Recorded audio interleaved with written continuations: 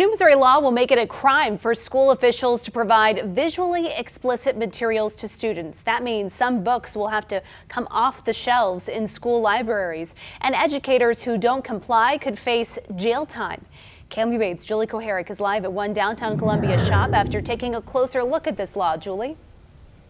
The senator who proposed this bill says it's about protecting children. He sent me a list of the books that he finds alarming, and I found 3 of them here at Yellow Dog Bookshop: Fun Home, Genderqueer, and All Boys Aren't Blue. And all of them I found in the LGBTQ+ studies section.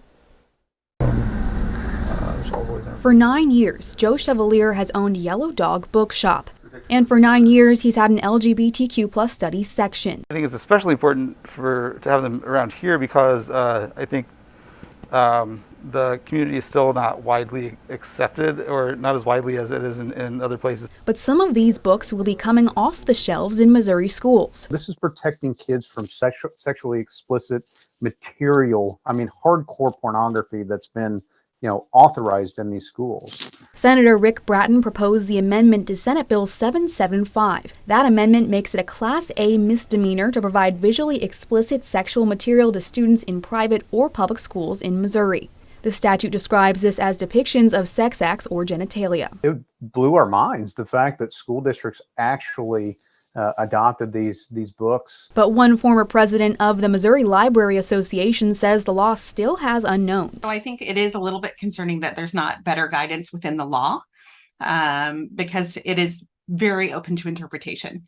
So what's sexually explicit to one person might not be to another. She also fears that not all voices will be heard. Most of the times when you see books of banned or challenged materials, they're usually by underrepresented authors or about diverse or unrepresented populations.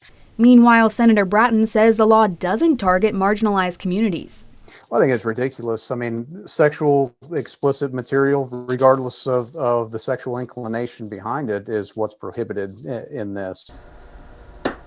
As more books come off the shelves in schools, I think it's important to have places they can go to find stories about people like that with similar experiences. Chevalier expects more students could come through his door.